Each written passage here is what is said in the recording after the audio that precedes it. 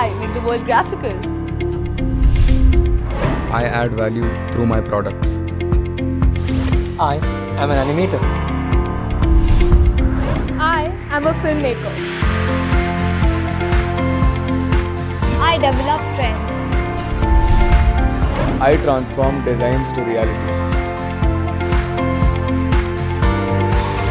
I create environments. I translate stories to furniture. I design experiences. I am an immersive media designer.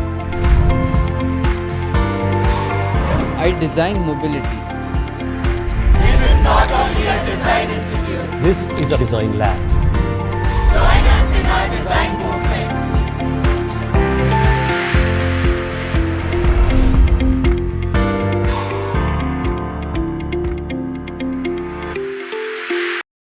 Hello and good afternoon, everyone.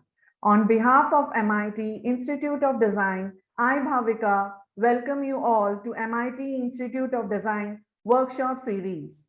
Since last 5 years, as a part of Design Connect program, we are interacting with design aspirants through various seminars, webinars, and workshops where experts from industry share their experiences with young budding designers. This year, we have moved one step ahead where we are engaging design aspirants in the activity. This will help them to get hands-on experience on various topics of design. Today's Design Connect Empathy, a virtual workshop, learn the first step in design thinking by Professor Dr. Nachiket Thakur. I feel honored to welcome Professor Dr. Nachiket Thakur, Director, MIT Institute of Design, MIT Art, Design and Technology University, Pune. Strategist and executioner offering 21 years of design, innovation-led transformational experience in various industries. Extensively travel the world for new technology, design and product opportunities. Mechanical engineer from Pune University, completed his master's in design from IDC School of Design, IIT Mumbai, and returned to Pune University for his PhD. Worked as a director, innovation and entrepreneurship development, Science and Technology Park, Pune. Involved in mentoring innovators and new technology startups. Head research and development team for Raymond India, a 150-year-old French multinational auto component company. Head of Innovation Center and GM Product Design and Development at Mahindra Composites. Principal Designer at Forbes Marshall, Product Designer at Design Directions. Founder, Trustee and National Executive Committee member of Association of Designers of India. Part of an ADI team who is working to spread awareness on design in academics as well as the profession. A mentor and guide for inspiring design students, conducts design awareness programs. As a professor, his core topics are design thinking, nature and form, sustainable design, materials and processes. So now I request Professor Dr. Nachiket Thakur sir to take over the further proceedings of the workshop. Thank you. Thank you so much. Thank you so much for a wonderful introduction. And good afternoon, one and all who have joined this afternoon on this interactive session with MIT Institute of Design under MIT Art, Design and Technology University. It is my pleasure to be with you today and try to share whatever little I have gained over these years with respect to what design can do, what design has to do, what you can do to design. So it's all about how you give and what you take from design as a domain. So that's been the work which I have been doing with the field of design in the professional world as well as in the academics. So as the journey started, it was very hazy in terms of how to start the activities of design. For you and me, as human beings, it is really a question which all of us have to answer when we start to develop anything under the sun. when we talk about design, we are not restricting ourselves into a particular domain of design. It is an activity which we do at multiple stages, multiple locations in our day-to-day life. Be it cooking, be it singing, be it playing, be it doing maths, be it doing some creative art which you might be doing. Anything and everything is for some purpose. The purpose can be tangible, intangible. The purpose can be just to satisfy your ego. Purpose can be to help someone nearer dear ones or larger community. Whichever way you look at it, you need to understand the people and the environment around you. That gives us this insight into what can be done and what should be done is a very critical aspect for all of us to understand, engage and imbibe. As an individual, we need to be very sensitive to things around us. If by any chance any one of you is even interested 1% in doing something in the field of design, at least understanding what the design field is all about before taking the plunge, or generally as an open mind want to understand what design means to you. This particular session for next 45 minutes, 1 hour, we are going to look at what are the points or what are the sensibilities which you need to develop to be a better person at the start, and then be a designer as a practitioner, and be a good human being and a designer. So that's where the journey we are trying to bridge, and it's not easy, to be very honest. It takes time, it takes patience, it takes a lot of efforts from all directions. So it also depends upon where you place yourself as an individual. What are your immediate colleagues, immediate acquaintances, the time you spend with your people, the environment which you are in. All this creates a overriding impact on you as a person. So what we are going to talk about today is empathy, and how that is a trait, that is a skill set which all of us needs to imbibe, whatever the field you want to take up.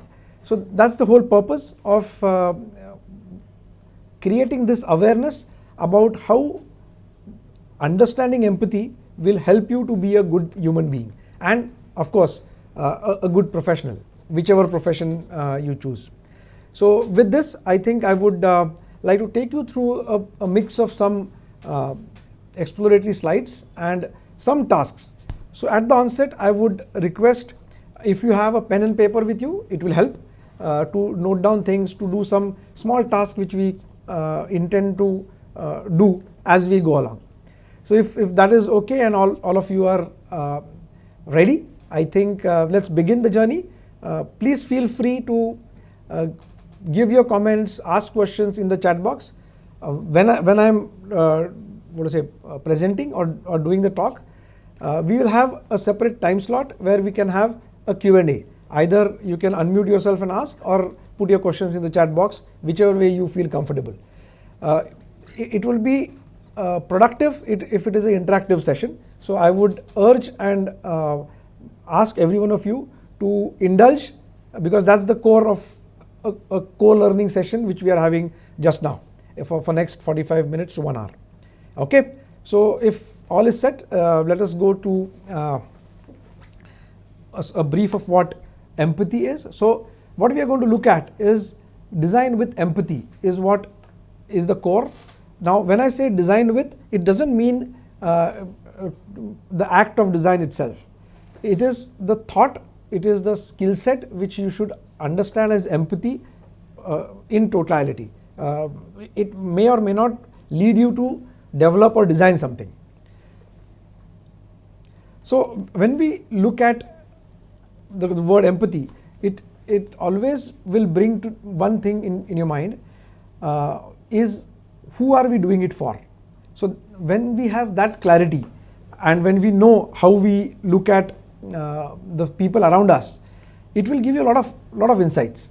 And there are multiple words coined by multiple people as per how an individual or the situation demands. So it can be a user, it can be a customer, it can be a stakeholder or a consumer. Whichever way you look at it, there are multiple names for this particular entity for which all of us are wanting to do things. It will be very important to state here that there will be multiple kinds of people when you look around. Nowhere, even our fingers are not same. So you cannot say that I am designing for a particular person or I am thinking of a particular person. When you look around, you have multiple areas of situations and the people who are involved. So if you look at it, there are people from different religion, different customs, different regions, male, female, different financial backgrounds, having different educational backgrounds, doing different kind of job roles. So it's a very complex human race which all of us belong to, and to understand these nuances of these people becomes very imperative. Whatever you need to do, even if you want to write a poem, you want to write an article, you want to paint something, if you want to make a website, anything which you want to do, you need to understand the dynamics, the diversity with which people around you look at you or interact with you, converse with you, or ask you things to be done. So with this background, I think it is important that we need to understand people around us, and for doing that, can there be a method of inculcating a habit within us which will help you to understand people. So it's very interesting to note that there's no simple rule, there's no 1 + 1 2 which will lead you to a formula where you can understand a person. It will take a lot of time, lot of patience in terms of how things pan out, how you yourself evolve as a person who would understand empathy. So a very interesting example which we as Indians, or this human race, if I may say so, is this particular character which has been developed by Mr. R.K. Lakshman, a phenomenal person with high degree of empathy.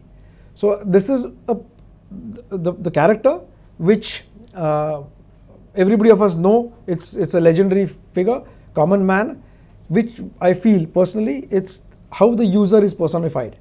The way the plus points and minus points of a simple human being is exemplified with this particular character in numerous ways by Mr. R.K. Lakshman. It is exemplary.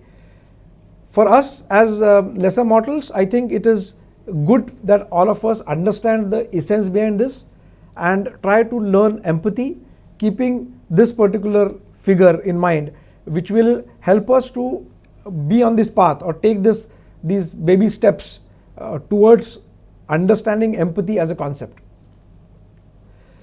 When we want to do this, there are some ways of doing it. So these are few sub-sessions which we will go through as we go ahead in the next 40 minutes. So first is self-discover. So when you want to understand what empathy is, you need to unlearn a lot of things. You need to know differences between multiple things so that you can focus on a particular thing which we are talking about as empathy. So from that purpose, it's a journey of self-discovery. It's a journey of what you know, what you don't know.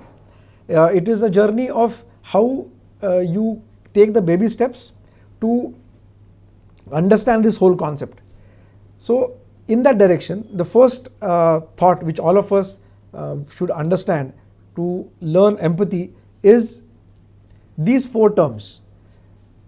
Empathy is what we are focusing on, but before going to empathy, it is important that we understand these other 3 things which will help you to move towards or focus towards empathy more, and you will understand what empathy is and what empathy is not. So getting a clear view of what you are set to do, I think it is good that you should know what is good or bad. So as a human being, our forefathers, our grandma, grandmom, mother and father, parents, people, elder people, always keep telling us the good and the bad, the good and the evil, what you should indulge in, what you should not indulge in. So it is very important for a person to understand and develop holistically, to very clearly know what you don't want to do, and that definition has to be very clear. So as there are numerous bad things in life, which will help you to understand the good things in life. From that framework, there's very little in terms of a black and a white. It's always shades of grey. Having said that, to bring out that fog, which in this season we feel that when the fog gets over and things are clearer, from that standpoint, let's look at these three terms first, which will help us to lead us to empathy. So this is a dictionary meaning. Empathy is the action of understanding, being aware of, being sensitive to, and very strongly, vicariously is a very important word, vicariously experiencing feelings, thought and experience of another person in the present or in the past without having feelings or thoughts. So you should not be judgmental. You cannot do a thing of empathy if you take a judgmental call. So that's what the broad understanding of empathy is. Empathy refers to the ability to relate to another person's pain as if one has experienced that pain themselves. So that's the principle which we need to understand to move on.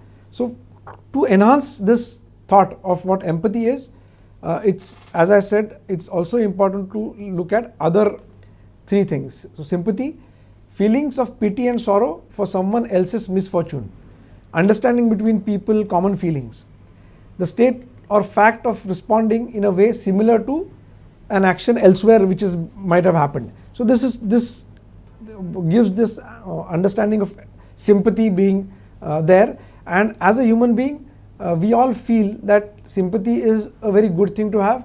It's a very soft-natured person will have a good sympathetic value.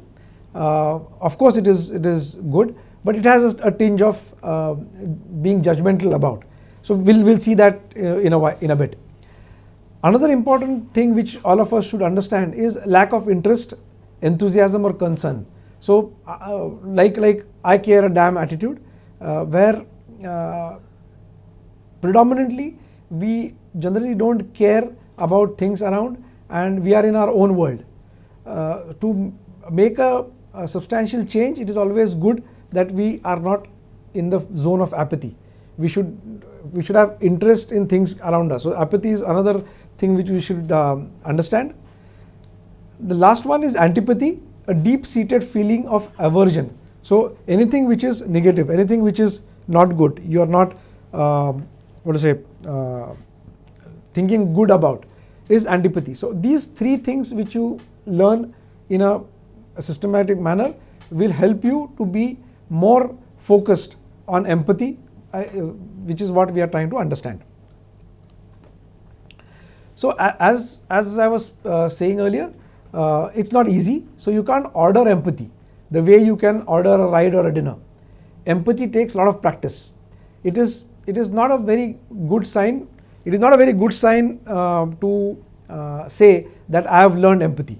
Empathy will take time. It will take a lot of efforts in a constructive way. So don't be under the impression that it will come in easy, but it is not difficult. It's only about being focused on and understanding these finer nuances of the things around us. So let's look at how these two very seemingly nearer concepts of empathy and sympathy stack with each other. So this will help you to differentiate that very small difference and what you should actually target to inculcate and what not, and in which situation. So there will be situations which might be different, but you need to be ready to analyze and understand what is sympathy and what is empathy. So let's look at some examples of that. So when something happens to you, if you look at say sympathy, the very statement poor you very strongly says that you have already given a judgment. So that's not what you should do if you want to be a empathy centric person. So I can understand how it feels. It must be really hard. So you are putting yourself completely in that person's shoes and understanding things in that perspective. So don't be judgmental. That's one clear message from this. When you try to express sympathy, suppress your own and other people's feeling. So again, the element of judgment comes in. Empathy will have an understanding of both knowledge about both your and other people's emotions. So you should have the pluses and minuses of the situation as well as the person, which will help you to gain empathy. Sympathy is generally leads to, and many of us, including me at times, go that extra step or do that something which we shouldn't, is give an unasked advice.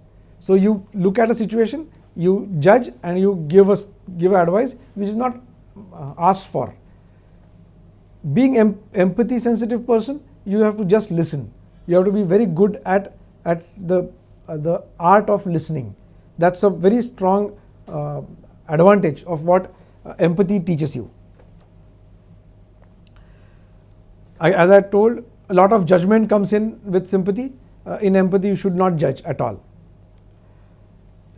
In sympathy, you end up saying, I know how you feel. But in empathy, there is a slight tweak. I feel how you feel is the thin line which you should all understand for you to be a very empathy sensitive person. Sympathy gives you understanding from your own perspective. Again, you come in picture. In empathy, you put yourself in other person's shoes. That's how empathy is important to understand. In sympathy, again, you overlook subtle signs and only take surface meaning. So you don't dig deeper. You only understand things on the face value. That's a very superficial thing to look at, which at the back of the mind we feel that it is being good. We are trying to help the person, but the best part about you as a person would be if you be sensitive to all kinds of verbal and non-verbal cues. When you interact, when you understand the situation, when you look at things around you, it gives you a sensitiveness to all kinds of cues. It's not necessarily only the thing which is being said. That's another important aspect which you should try to understand. So if something goes bad, that's too bad is what a sympathy will bring to the fore. But when you take things along with the person who is affected, I think that is more empathy in action. So feeling for someone against feeling with someone, that's how the types of caring. So as a person, if you are a caring person, you feel that even feeling for someone is good enough, but as we go deeper in understanding empathy, that is not good enough. It is feeling with someone, it is not for someone. I think these are small points which you should understand to get over this notion of how empathy works. Let's look at a couple of examples of the other three. So the picture shows it all. There are floods and there is the army called for help. They are trying to help people, and you don't care about a dam and you're busy watching your television. So I have a very strong feeling that the opposite of love is not hate, it's apathy. So it's not giving a damn. That becomes a very wrong notion to even inculcate in your mind even 1%. So you should understand what apathy is, just to increase the focus towards empathy. So apathy generally talks about so what is raining, so what somebody is dying on the road, so what if a tree has fallen, So what if somebody else's vehicle is broken down? So all that is a sense of apathy. So again, to reiterate this point of apathy, the opposite of good is not evil. The opposite of good is apathy. It is so direct and so sensitive. This is something which you should never have. Apathy is definitely you shouldn't have. You should know what apathy is, so you will definitely know what you shouldn't have. So apathy will stop change. So if you want to be in the space where you want to develop something for yourself, humanity, to users, apathy is something which you should never have, because it will definitely stop change. It will definitely stop development. So that's something which you should try to inculcate.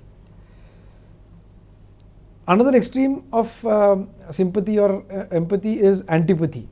So it is complete negative sentiment. So aversion, distaste, hostility, antagonism, animosity, hatred, enmity, anything which tries to kill everything, situation, person, scenarios, environment. So that's what antipathy is. That's also something which is very wrong to have. So antipathy is dislike towards things. Now when you look at all these four things, if you want to focus on the person, you want to focus on the user, as we were speaking earlier, I think that becomes a point of understanding. And for that, the reason why we looked at these four things is with this particular diagram or a graph, whatever you call it, is knowledge of these three things will help you to be focused on empathy. And the activity of orienting yourself for the person, so person oriented and doing some activity, some action towards achieving your person orientation. On this graph, if you plot these, it will be a good output of a person being a very empathy sensitive person. So that's where empathy leads to. So when you want to, so whatever we looked at up till now, I think all this leads to a state where we should be ready for a wholesome communication. So for being a very good person which has high degree of sensitivity, sensibility towards a person or a scenario, I think it is good to have a wholesome communication.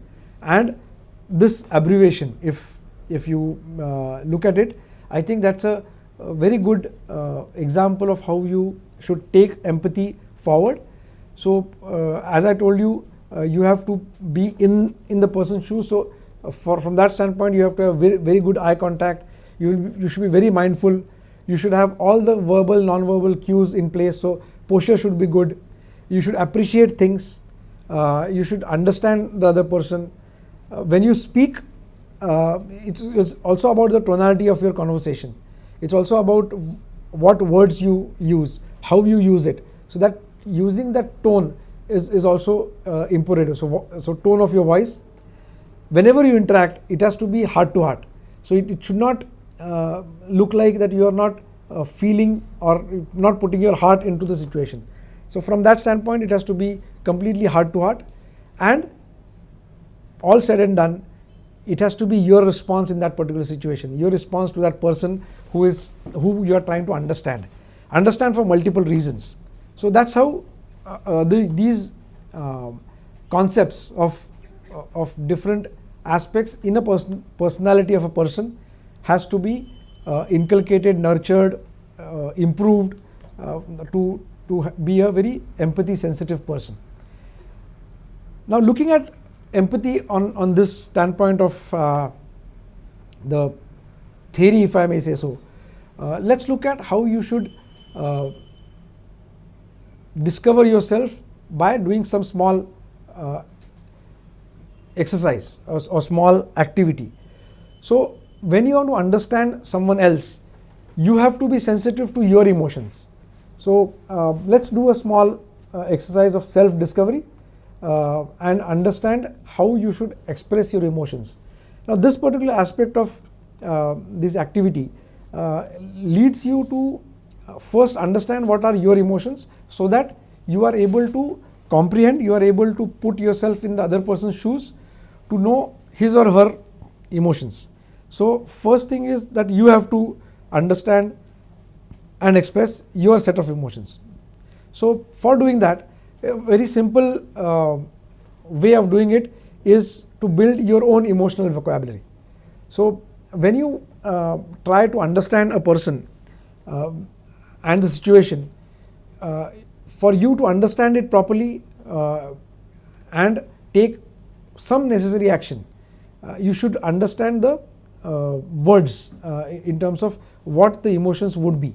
So for that, I think it is very important to build your own emotional vocabulary. So for example, there are these two distinct plus and minus versions of your emotions.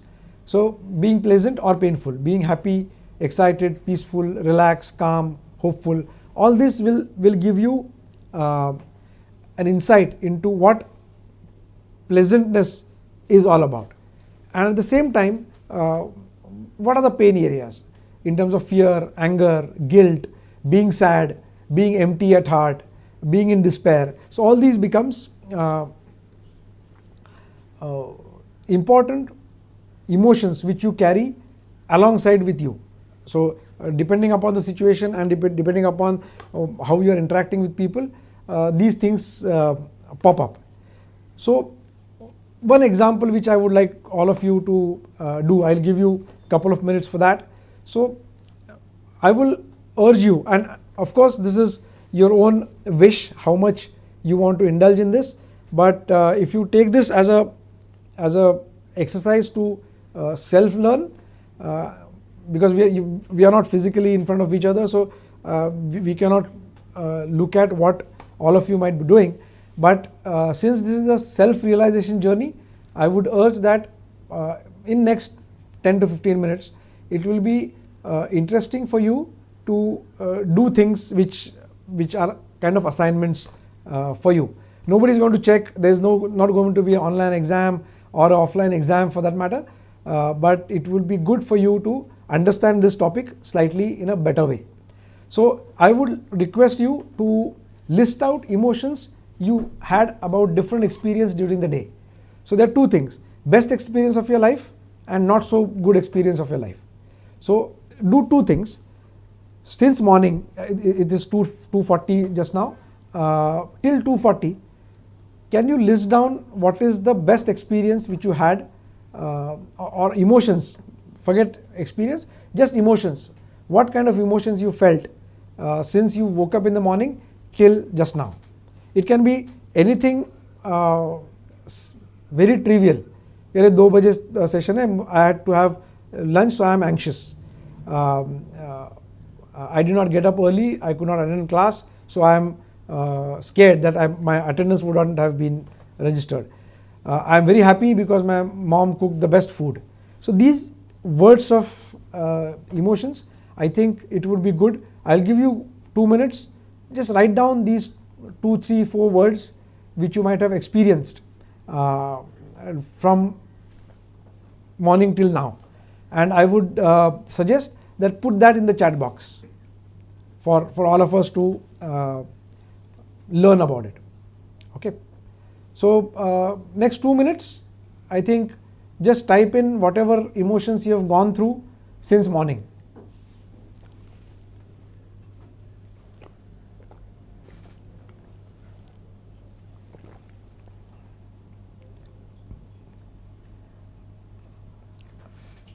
It is a self-discovery exercise, so don't feel nobody is going to judge you.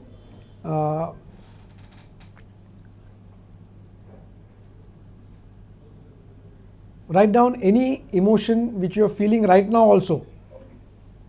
That is too drab, we are not happy about it. Whatever emotions comes to your mind, just write it down on a piece of paper or in the chat box which is there on this call. No one?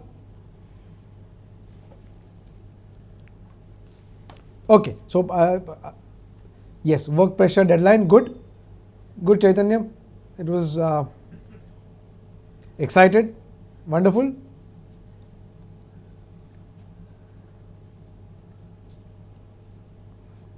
Happy and excited.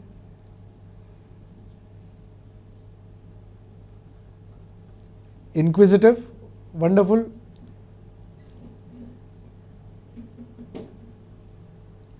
Thank you for that. Peaceful and calm, okay. Akash, is it because the climate is good?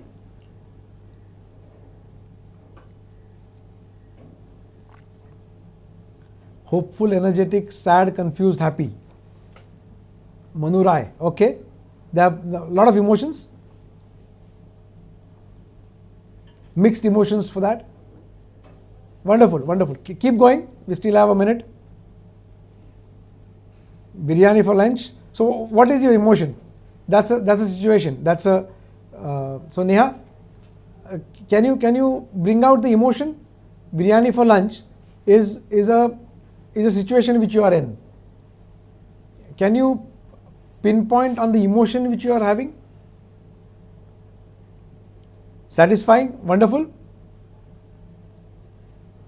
Self-management. So, Chaitanya, can you elaborate in terms of when you say self-management as an emotion? Wonderful. Raju, Sonaune, wonderful to be very direct and straightforward. But yes, that's the emotion. So, Sanjana, are all these things at the same time? Happy, excited, productive, sad, dirty, lazy. So, this is a mix of everything. Wonderful, wonderful. So, please understand, guys, this becomes very important when you want to understand a concept, and the concept being empathy. The way you are able to express yourself, you will be able to gain insights into the other person. So, all these keywords which you have written, please understand that this will help you. So, collectively, all these 10-12 people who have responded, I think it's a co-learning that these many emotions are going on in each other's minds, and that helps you at least know that these are the emotions which needs to be tapped, which needs to be understood to do something about it. Okay, so that's one particular exercise. Something which you should do on your own as an exercise is try to write down the best experience of your life and not so good experience of your life. Okay, so you can do that individually when you have time, for example. So we will not be able to do that kind of interaction as of now, but for this first small assignment, thank you for contributing and putting your thoughts together. Wonderful. Let's go to the next aspect of what you should try to build. So something which is a thought or an emotion. So somebody said biryani for lunch and then happy about having that. Sorry.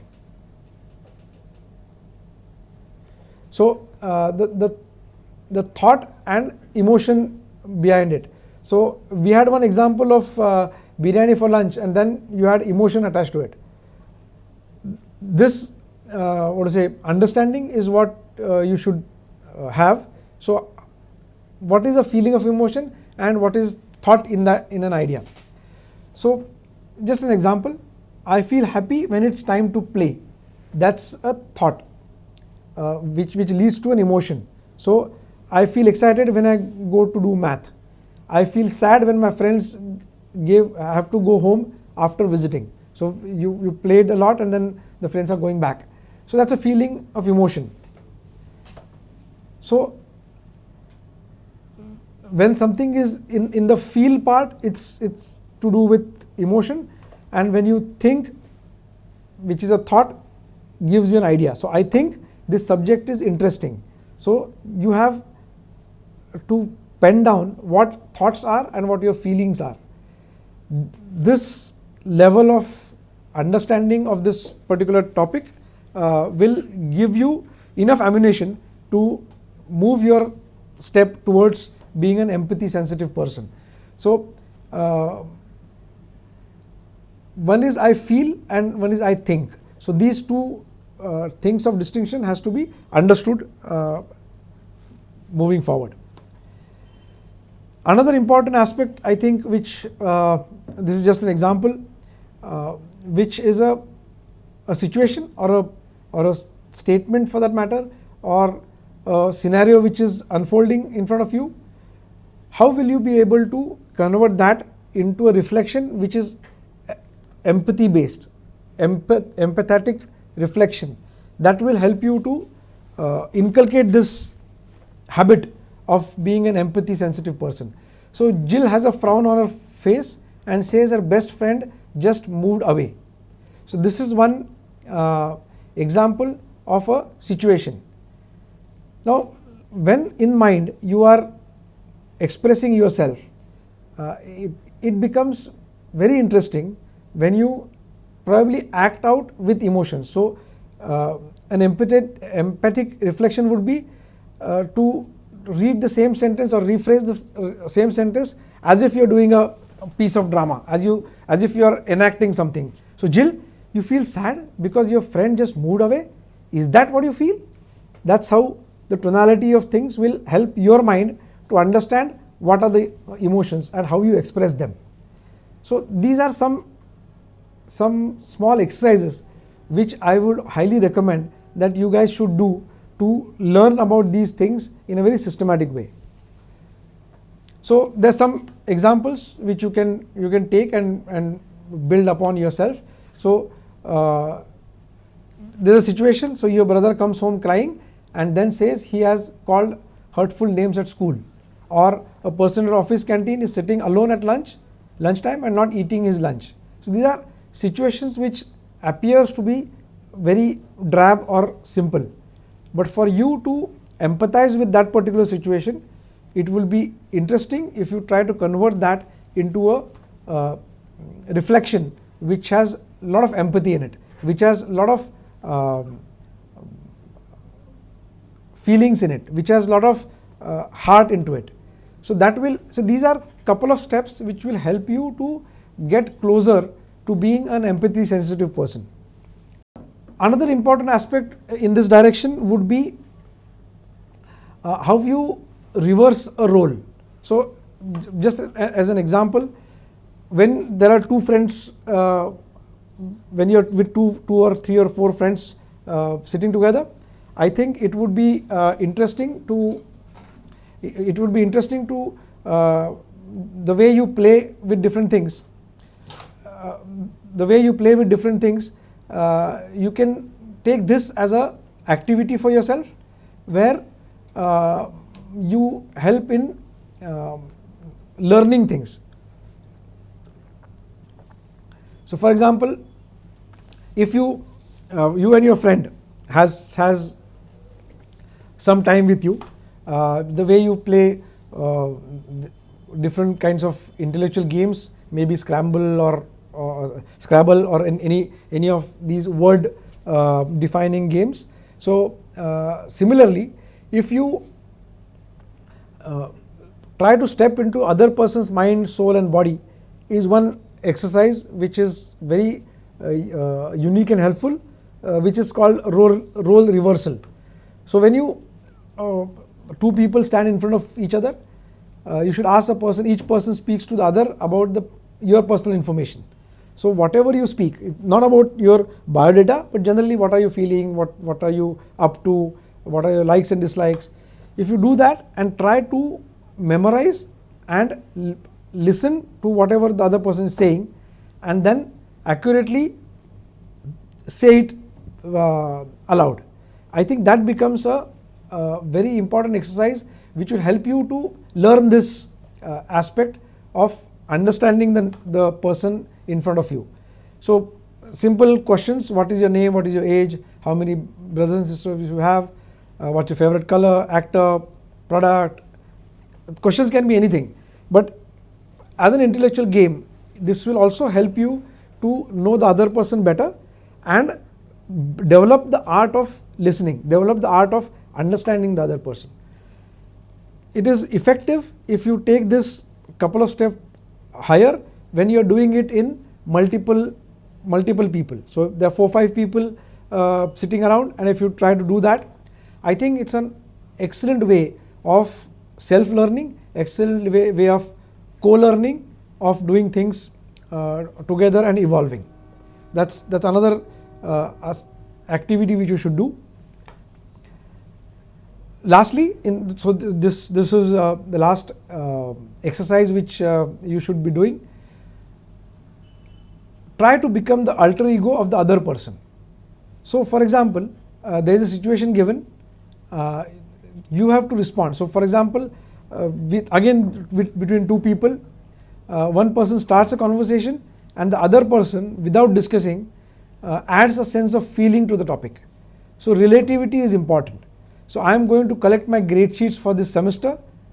The second person says, and I feel anxious. So these kind of role reversals, or this kind of doubling or alter ego creation will help you to look into other person's mind. So these 5 exercises are simple exercises which help you to nurture, inculcate this habit of building your empathy quotient. So these are some things which we felt is important at this point in time.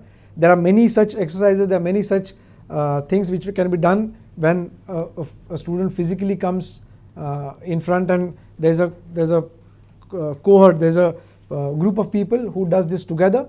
Believe me, it's an excellent way of understanding each other's feelings, and that's what the essence of being empathy sensitive is all about.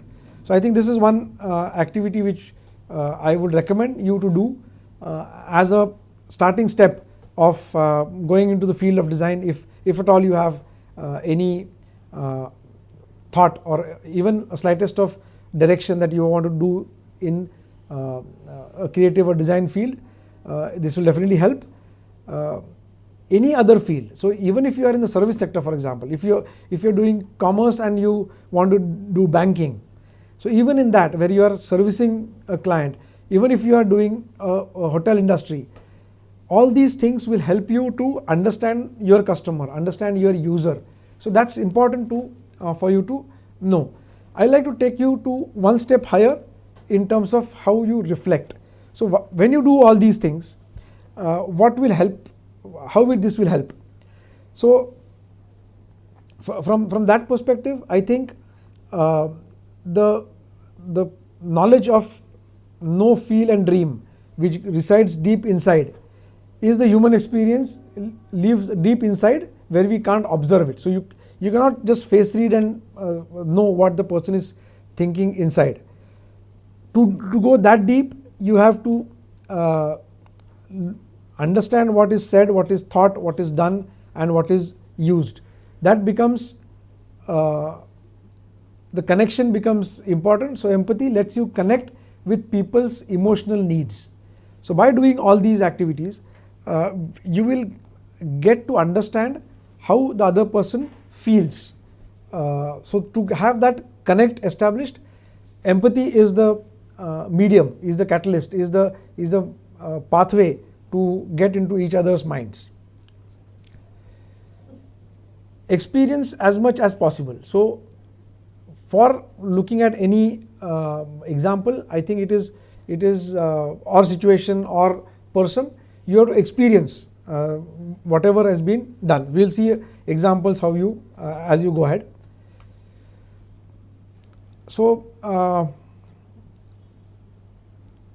when you do that empathetic connection between two minds, these two factors becomes very important. So ability, so develop our own empathy skills. That's what we slightly gave you a precursor or some basic thoughts in terms of how you can develop your own empathy skills.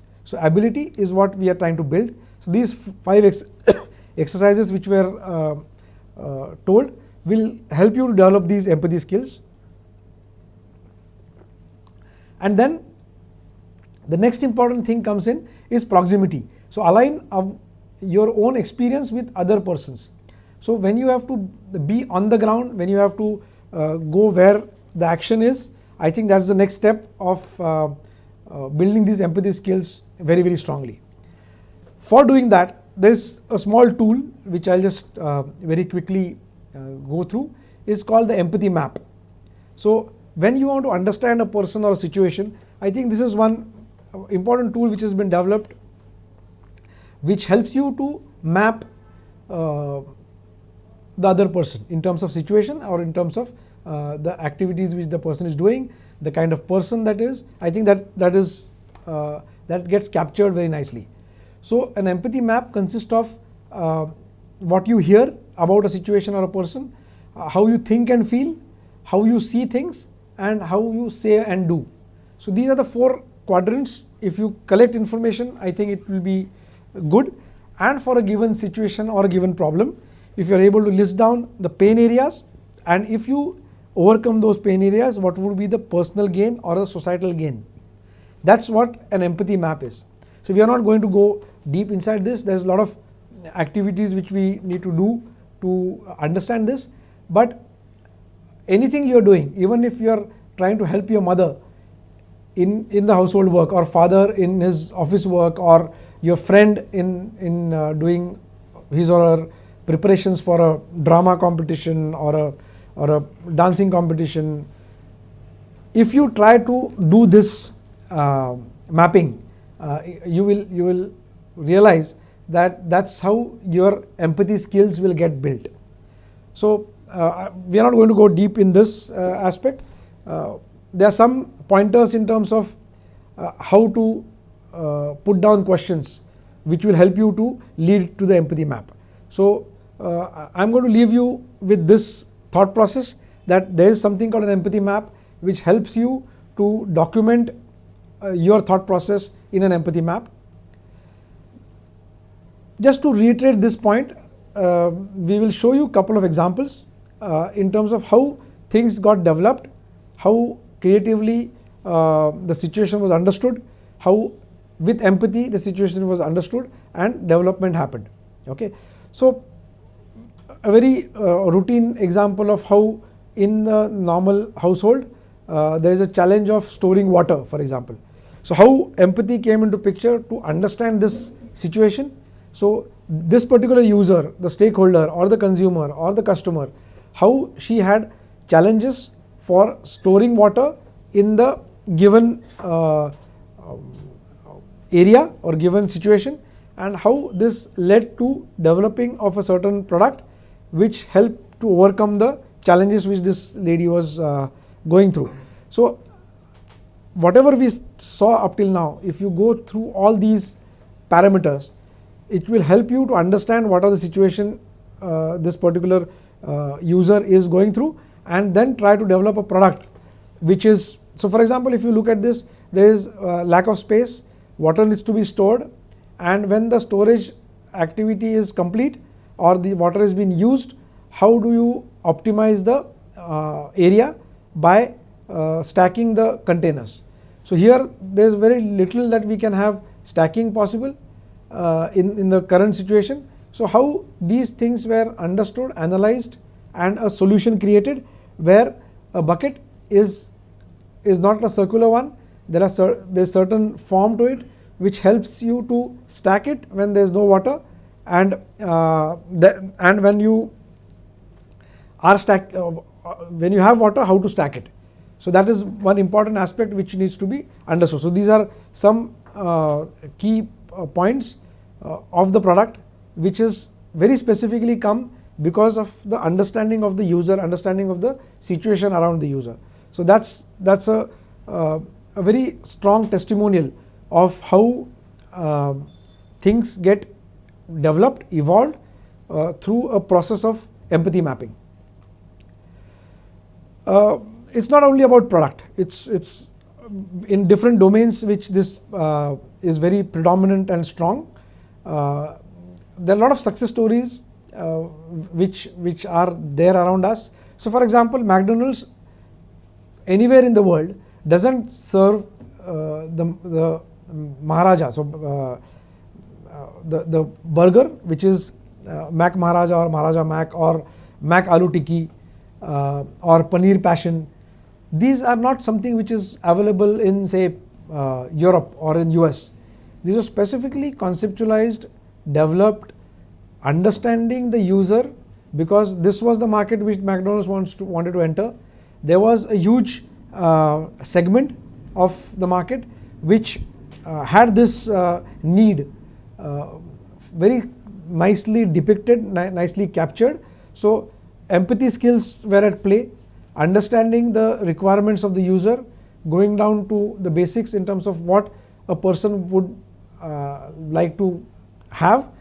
That led them to develop these products specifically for India, keeping the same ethos of what a burger was.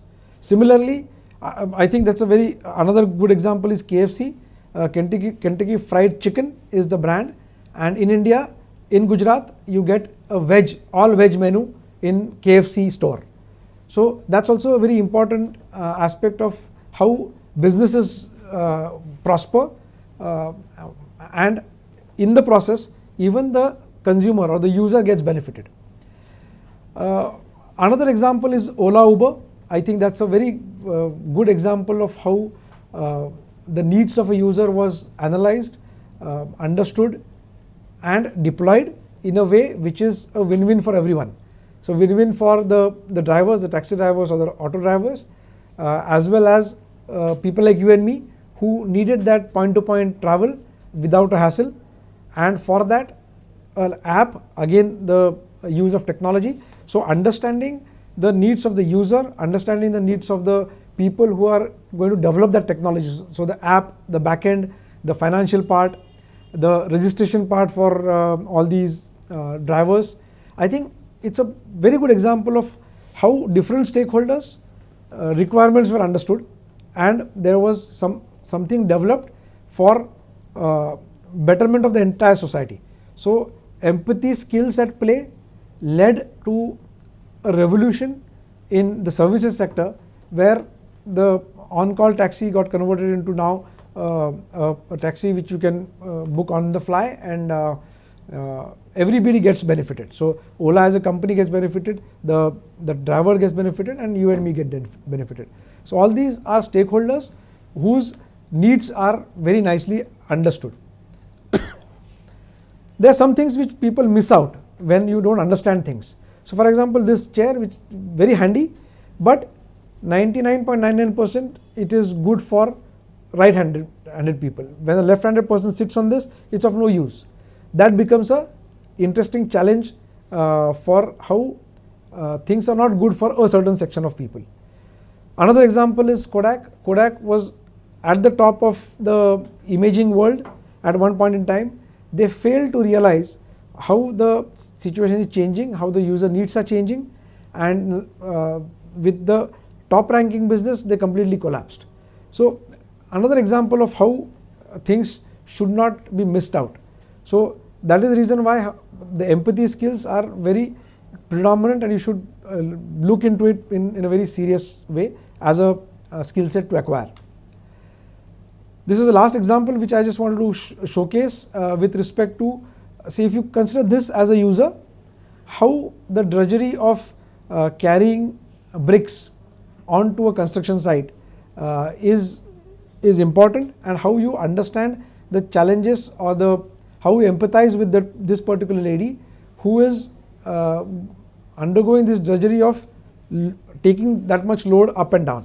I think that is interesting to see. So let's look at an example of how this is done. So when you try to understand the other person, the first thing is you have to have a very strong, you have to develop the sensibility to observe.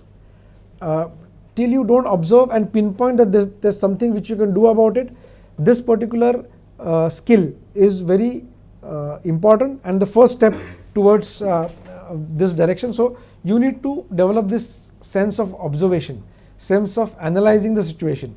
So when you see this, how best you can analyze the problem is what is the key to start this, and for that observation, keen observation is the most important thing to do. So let's look at that. So trying to analyze the situation, what this particular person is going into, how she is doing it using a plank and then loading a certain number of bricks, what is the force acting, how the load is concentrated on the neck. All these situations gets understood if you are a very good observer of things. Then the scenario around that person, kitne, from where it has to be brought, where it has to be sent, what is the number, what would be the approximate weight, all that is to be observed. Now when you have to develop this skills of empathy, I think the most important thing is for a designer to live that. So as I told you earlier, you have to experience.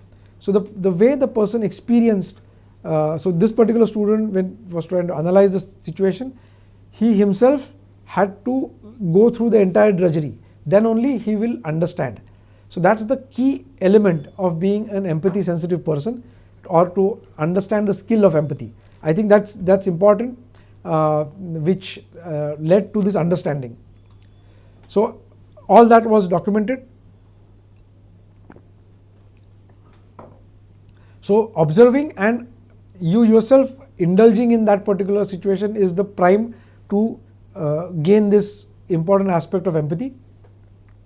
So that's how you catch whatever you want to understand, observe, analyze, which helps you to conceptualize. So what can be done to conceptualize a product which will help reduce this drudgery. So this empathy is the starting point of giving inputs to any concepts which are important to be done in this domain. So I'll just browse through. There's some concepts which needs to be evaluated. So multiple ways of doing things, multiple ways of carrying the product up the staircase. Then there are prototyping to be done. So you need to understand what all can be done. Do some tools which you have to learn as a process of design, of sketching in digital format, doing small prototypes or small things which helps you to gain understanding about that particular concept which you have developed. In today's world, you can do a digital way of doing it and then see it in the scenario, and different ways of working. So this can be one of the solutions. There can be many. So the point here is that right from understanding the situation and the person with a lot of empathy leads you towards a solution. It will give you enough insights which will help make things better for you. I think that's a very important thing for us to take home at this point in time. When we look at all these things, I think one important image which I want you to be with you for forever is when you try to make you and me, so the person you are targeting towards, your stakeholder, your user, the more you try to merge yourself in and create a we, that's where you will get this feeling of the skills being acquired of empathy in the right number, in the right manner, which will help you to develop things further, which will lead you to a human-centered design. When you are doing things in a very humane way, with a lot of emotions, with a lot of empathy, it will lead to a good situation as a society, as an environment, as a person, as a group of people, and in the process also help the environment. So that will lead you to from being a human-centered design to a planet-centered design. I think that's where the broad picture is all about for empathy. So empathy rightly starting from the person next to you to the person or the entire planet being in the gamut of creating a definite change in the way things are done, in the way you look at things, in the way you want to see things change. I think that's where empathy will lead you to being a planet-centered designer, and I hope whatever we discuss right now will help you to take things further in the right manner.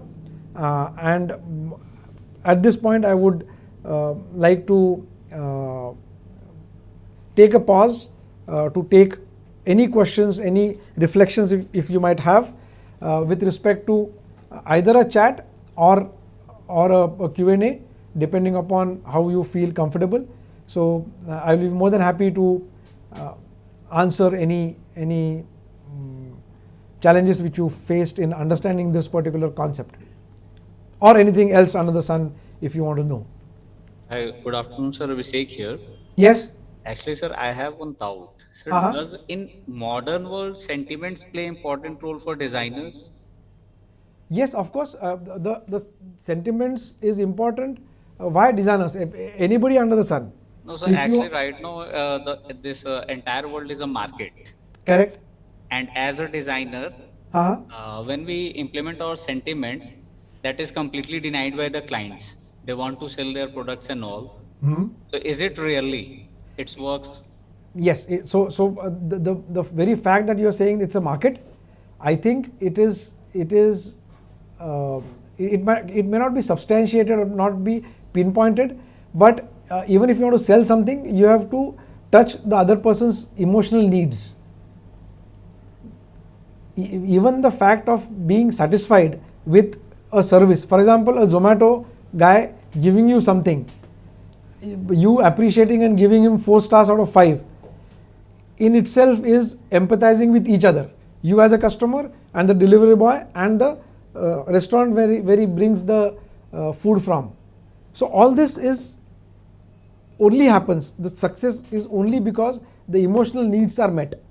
Ola, Uber also, you will see that it is a physical travel of person from point A to point B, but his emotional need of doing that with very less effort is also an emotional need. So please understand that the emotional need plays a very important role. Apparently on the surface it looks like that it is not, but it definitely is. Emotion is important. I hope I answered your query. Wonderful. So Sanjana, whatever you are asking, we will cover that in a bit, in a small presentation which we will show you in few minutes. So I would request you to please be with us for some more time. I think it was a very wonderful thought which you mentioned about emotions and market. I think that's a important take on how emotional needs are met and how things pan out. Let's move ahead, and we are there always to answer any query even later. So all our contact details are there with you now and on our website. I think we will be more than happy to clear your doubts and your concerns. Don't worry if you don't want to join a design course. Forget MIT Institute of Design as an institute is where a design aspirant will want to see as an option. Even if you are remotely not connected to design and if you want to understand things, we will be more than happy to be of any help, even for creating certain set of awareness. So please feel free to get back to us. Having said that, I think it's time for me to show you a couple of images, some information about what our institution is all about, so that there's a question from Sanjana and might be there with some of you also to cover that. So I would like to show you a couple of slides on that. So we as a university is called MIT Art, Design and Technology University. By the way, parallelly, if somebody has questions, please, the chat box is open, you can put your questions there. So MIT ADT University is located in Pune, ahead of Hadapsar, and it caters to multiple disciplines. We are amongst the top ranked 25 universities now. There are many laurels which we have got in terms of from the education standpoint, from the infrastructure standpoint, from the standpoint of how we conduct the courses and stuff like that. So there's some information about our awards and recognitions. As a university, we are clustered into two clusters: technology and management cluster and creative cluster. Under creative cluster, we have MIT Institute of Design, MIT School of Architecture, the Sangeet Kala Academy, journalism, film and television, and fine arts and School of Drama. So this comes under the creative cluster. Then another is technology and management cluster, where MIT School of Engineering, Maharashtra Academy of Naval Engineering, the MBA college, bioengineering, food technology. So these are all different schools or different institutions which are under the MIT ADT University. It's a state private university under UGC. So all our degrees are official degrees, similar to any state universities like Pune University or Mumbai University or Delhi University. So with the change of law from 2016, the government has allowed private institutions to create universities. So this comes under that domain. I will not go in depth here. We have a lot of initiatives to help promote your thought processes in things you do when you join the university. There are a lot of schemes which help you to create things on your own, to help things to develop, support technically, financially. So this is something which is good for that. As an institution, we are established in 2006. We have 11 disciplines. I will talk about it later. I can see one question coming from that standpoint. We have 11 design disciplines. We have UG, PG and PhD programs. Around 70 plus faculties we have, and we do a lot of things on a global platform. At any point in time, we have 1400 plus design students on the campus, and some stats on that. This is a list which I think you should look at in terms of programs which we offer in the PG and UG domain. So after 12th and after graduation. So industrial, we have interior space and furniture, product, retail and transportation. Communication, we have animation, film and video, graphic, transcultural design. In experience vertical, we have user experience and immersive media. Then we have fashion. We have management discipline, where we teach. We have courses on design management and fashion management. We have a postgraduate diploma in automotive sculpting, which caters to clay and digital, and we also have a PG diploma in innovation. So this is the basket of courses which we offer for multiple people. You will see this on our website. These are things which help our team move. So this is our core team of people who are the HODs of different disciplines. We have a very good infrastructure where we have centers of excellence in these fields for a holistic development of the person as well as you as a designer. And for further details, I think you can visit this website called mitid.edu.in. And Mukundraj Bhosle, just to answer your question, after 12th, so the UG program is after 12th of any discipline. You need to appear for an entrance test and a studio test, and after that you get admission into bachelor's program in design, for which the initial first year is common, and then you select according to your interest and your skill sets which you acquire in the first year. You get to choose these disciplines which we just listed. So these disciplines which are there, you can select, and then one of it, Mukundraj, is into transportation design, which caters to your interest of car designing. I think that is what I think I would like to share at this point in time. I would suggest that our team will get back to you, Manu Rai, regarding the process. There is an entrance test. Please visit our website, mitid.edu.in. You will get all the information about how to get into the program and different fields of design. Okay. Sir, in the beginning of the slide, you show the common man cartoon. Yes. Yes. Let's say R.K. Lakshman, sir. Yes. Yes. So, as we talk about the sentiments, so, sir, is that cartoon, if R.K. Lakshman drawed this cartoon at, means in this modern time, actually why I am using this modern time, because correct. Here we all are just fighting for all that some reasons. Correct. So, is it be means like that? Is there any doubt on that cartoon or some kind of politics will happen on that? I don't think so, because it was quite universal at that point in time also, because it was developed in the early 50s, 1950s, and whatever our social status was that point in time, it is I think completely non-religious, non-regional, and depicted the, again I'll use empathy of the common man, and that's how this question. Sorry. That's why I asked this question, why it's empathize, means is it empathize or is it like that in modern scenario also? Yeah, so in modern scenario, the attire might change.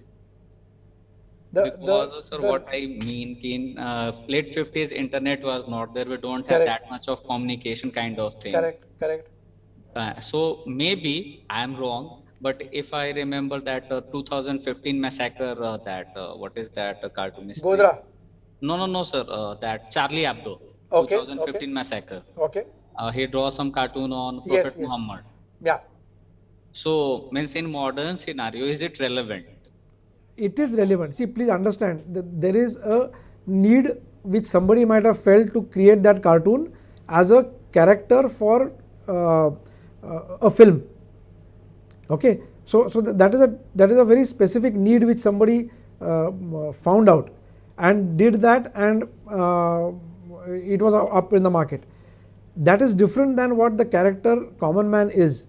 Common man, there were multiple aspects to it to create an empathy quotient of people in that particular time. Similar, if you want to, so that is a representation. That's why I am saying it is user personified. So if today that user has to be personified, it definitely will be different, but the basic sentiments would be there. So if you want to create something which 90% of the population or the stakeholder will relate to, then that's a good way of empathizing. It's not about 1% or 2%. PUBG is not something which everybody of us gets hooked on. There is a certain set of people. There are certain kinds of cartoon characters also which some might like, some might not like. But there is a way of defining that. There is a way of understanding. So what we are talking today is how do you understand the need of that particular user, set of users, which help you to develop something. So your question about the relevance of common man today, I feel 90% it is still there. The form might change because of the, so nobody will use a dhoti, for example, now, or very less number of people use a dhoti. So if you want to connect to 90% of the population, it might not be a dhoti, but the essence is same, the characteristics. So it is not about that only that cartoon character which I showed. It is about the whole story which was woven around that person, depicting everyday problems, depicting everyday challenges, and how as a common man he was able to overcome that. So we should learn that aspect from that character. Okay, so try to grab whatever is positive from that. Okay? Thanks Abhishek for a nice interaction. Sir, Yep. one question, sir. Yeah, Raju. Yeah. So, first of all, thank you so much, sir. It was a very good session. And I guess this might be not a relevant question, but just still. Please. Yeah, actually, you were just showcasing there are various type of courses or maybe degree certificates which MIT provides. So, is there any executive program MIT provides for experienced professionals? Yes, so one of the program as of now is the PG program in innovation, and there are a couple of short programs which are coming up.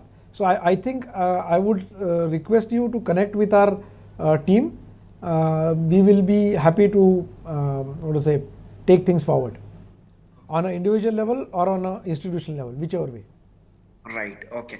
Because actually, why it's I am in user experience design actually since last almost 8 years. I am working in it, and I'm currently service industry. Okay. It's a TCS. Yes. Be honest. Yes. So whatever actually you showcase, that was very good. But I personally, I would say it's I say directly, it's my personal opinion. India is a too early company for user experience, and they design, because normally many companies, they are not following each and every phases, or maybe the core empathize like okay. If there is some studio like just an example, Google Studio or some core design companies, they are only focusing the core concept of the design. Yeah, this is actually what I learned so far. See, unfortunately, I disagree. We can connect with offline to discuss further. But just to say at this point in time, consciously or subconsciously, I don't have a doubt that there is not even a 1% doubt in my mind that subconsciously or consciously empathy is being used by each and everyone, right from Mr. Ratan Tata to the small vada pav vendor on the corner or the panwala. Everybody is following empathy. Everybody is following the process. It might not be documented that way. It might not be talked about in that manner. So when you're saying that for 8 years you are in TCS, I think that might not be spoken about in that way, but definitely it is being utilized. It is being used. I would be more than happy to connect with you later. My numbers and email is there on my website. It would be interesting to meet you and take things forward. Maybe we can co-create something together. And understanding different points of view, as I told you, is the basis of being an empathy sensitive person. So there's no harm in agreeing to disagree. Okay, so I think there's a lot of room of doing things ahead. Yes, definitely, sir. Okay, and thank you so much. Wonderful. Yeah. Anybody else? Good afternoon, sir. Dhaval here. Yeah. Good afternoon, Mr. Dhaval. Yeah, I'm a working professional, and thank you for this session. It was a very good session. Thank you.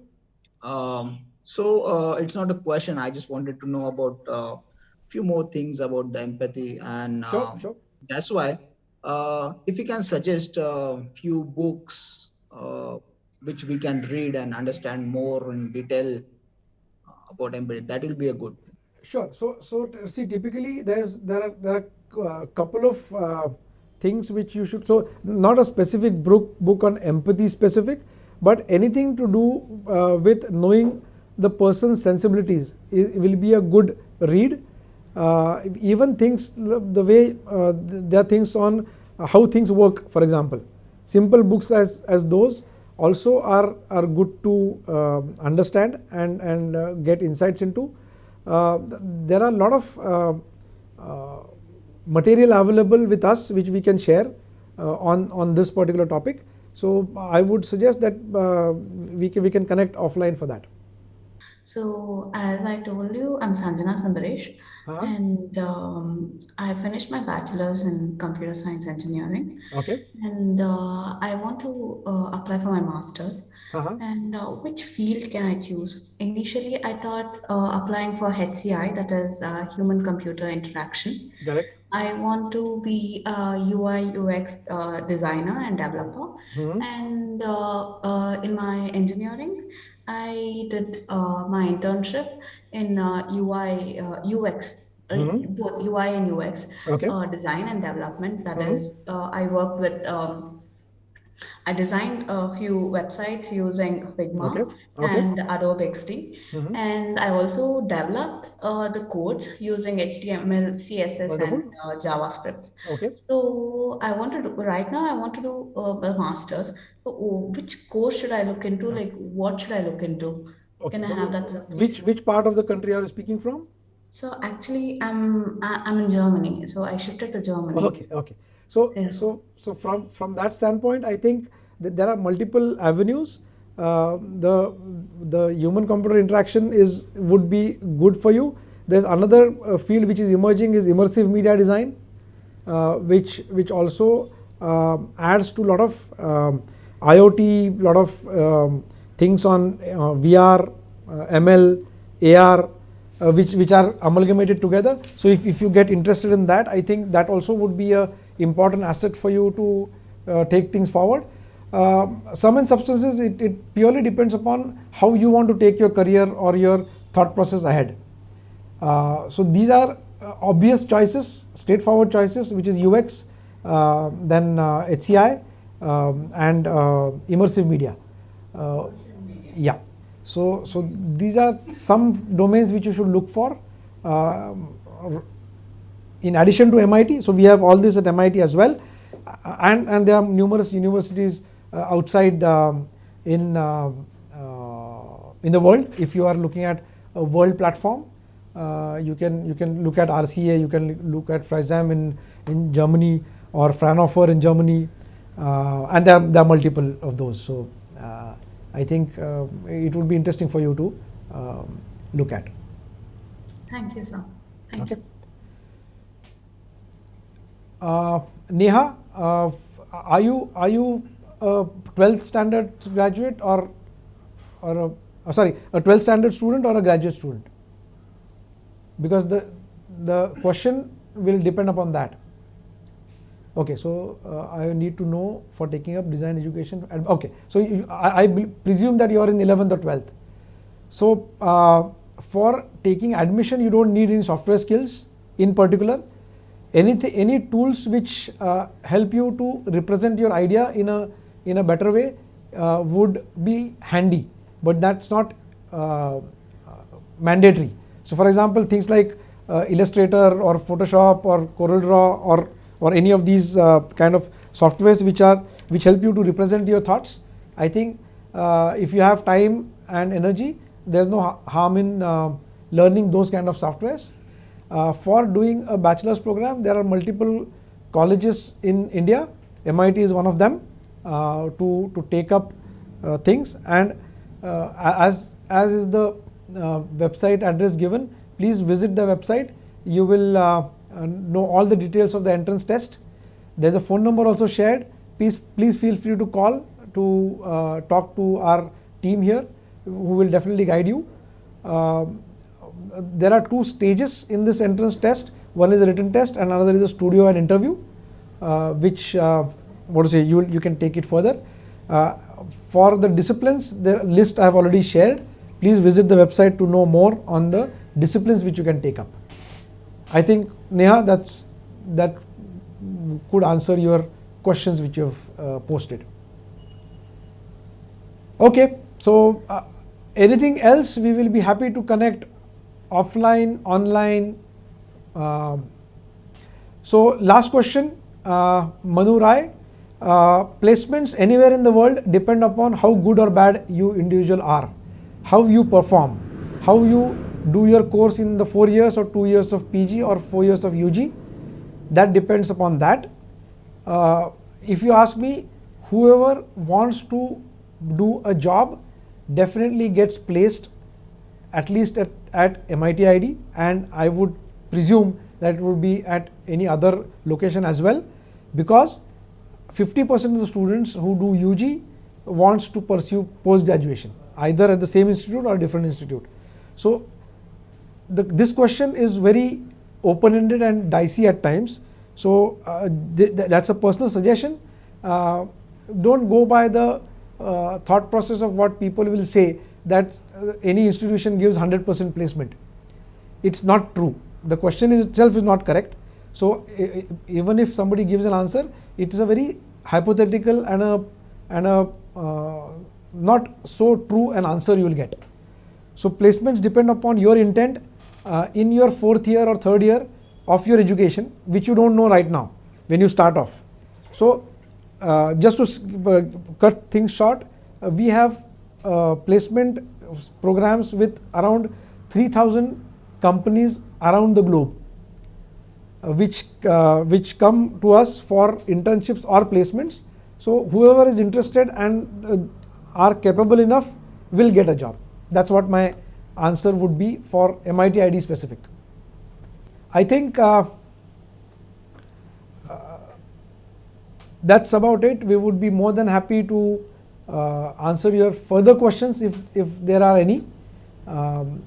At this point, I would like to thank everybody for very nicely interacting and listening to this conversation. I hope you enjoyed the discussions and learned something about it to make you a better person in your personal life, whether being a designer or not a designer. Don't worry about that. Try to be a good person, improve your empathy skills, and do good. Stay safe. Thank you so much. With this, I would like to show you a small video as a closure of this particular session. So over to the AV, please.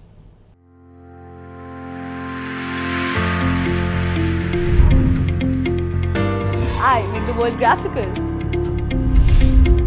I add value through my products. I am an animator. I am a filmmaker. I develop trends. I transform designs to reality. I create environments. I translate stories to furniture. I design experiences. I'm an immersive media designer. I design mobility. This is not only a design institute. This is a design lab.